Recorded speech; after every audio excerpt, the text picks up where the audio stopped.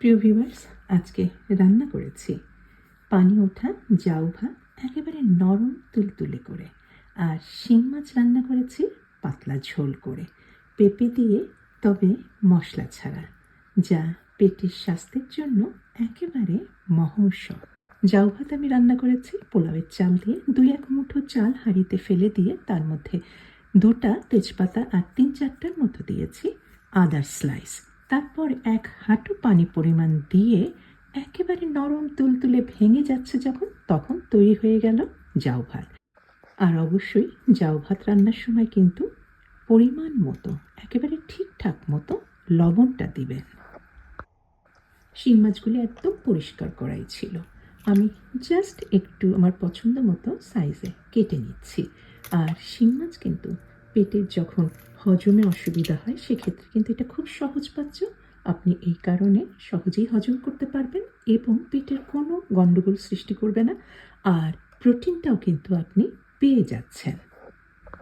আর পেঁপে দিয়েছি, আমি একটা কাঁচা পেঁপে চোকাটা ছাড়িয়ে নিয়ে টুকরা করে নিয়েছি। এটা আপনারা আপনাদের পছন্দ মতো করে টুকরা করে নেবেন।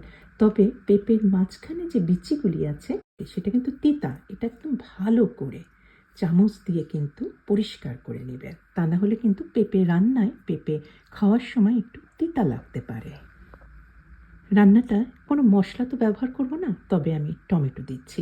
তবে টমেটো কিন্তু আমি ছিলে নিয়েছি, আর টমেটোর বিচিটাগুলি কিন্তু আমি ফেলে দিচ্ছি। চোকা ছাড়ানো আর বিচি ছাড়ানো পাকা টমেটোটা আমি একটু হ্যান্ড বিটার দিয়ে একটু মিহি করে গ্রাইন্ড করে নিলাম। আর আদা রসুনের পেস্ট, আদা আর রসুন পেটের জন্য কিন্তু ভালো, এটা দিতে ভুলবেন না। এটা ফ্রেশ আদা রসুনের পেস্ট। আর সামান্য পরিমাণে আমি দিয়েছি অলিভ অয়েল, তবে আপনারা যে কোনো কুকিং অয়েলই দিতে পারেন। আর তেলটা কিন্তু একটু বুঝিয়ে দিবেন, খুব বেশি তেল কিন্তু দেবেন না এই রান্নাটা করার সময়। 2টা তেজপাতা দিয়েছি। তেজপাতার সুগন্ধ কিন্তু খুব ভালো লাগে। যখন পেটের কোনো প্রবলেম হয়, দেখবেন যে তেজপাতা কিন্তু খুব কাজ দেয়। আর হলুদ গুঁড়া দিয়েছি।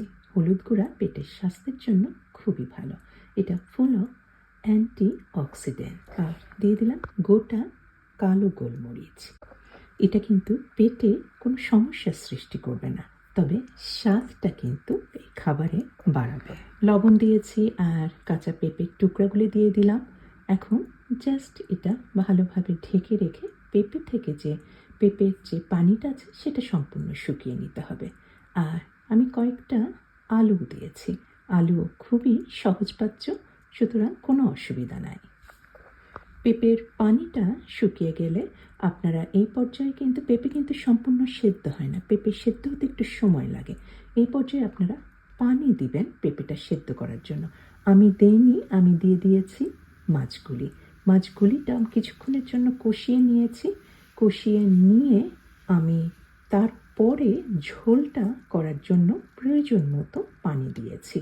আমার এটাই ভুল হয়ে গিয়েছে। প্রথমে পেঁপেটা সম্পূর্ণ সেদ্ধ করে নিয়ে মাছ দেওয়া উচিত ছিল, কিন্তু মাছটা যেহেতু পরে দিয়ে দিয়েছি, মাছটা তো সেদ্ধ হতে সময়ই লাগে না।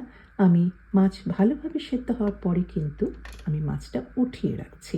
কারণ এটা করছি কারণ পেঁপেটা এখনও সেদ্ধ হয়নি, পেঁপেটা সেদ্ধ করার জন্য সময় লাগে। এই কারণেই আমি মাছটা উঠিয়ে রাখলাম, যাতে মাছটা পেঁপে সেদ্ধ হতে হতে সময় নিয়ে তখন কিন্তু ভেঙে না যায় বা খুব নরম না হয়ে যায়। যখন পেঁপেটা ভালোভাবে সেদ্ধ হয়ে গেল, তখন আবার মাছটা দিয়ে দিয়েছি। সম্পূর্ণ রান্নাই হয়ে গিয়েছে। ঝোলটা একদমই পাতলা, একদম মশলা ছাড়া, ধনে জিরা ছাড়া। এই তরকারি আপনার পেটে যে কোনো ধরনের সমস্যার জন্য সাংঘাতিক উপকারী। 2-3টার মতো কাঁচামরিচ একদম গোটা একটু ফেরে ছড়িয়ে দিতে পারেন রান্নার শেষে। এতে একেবারে তরকারি কাঁচামরিচের সুগন্ধে ভরে যাবে, কিন্তু ঝাল হবে না। এই গ্রীষ্মের সময় হালকা পাতলা এই শিং মাছের পেঁপে আর আলু দিয়ে মজাদার ঝোল অবশ্যই তৈরি করতে পারেন।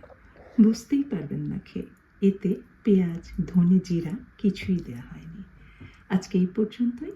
সবাই ভালো থাকবেন। আল্লাহ হাফিজ।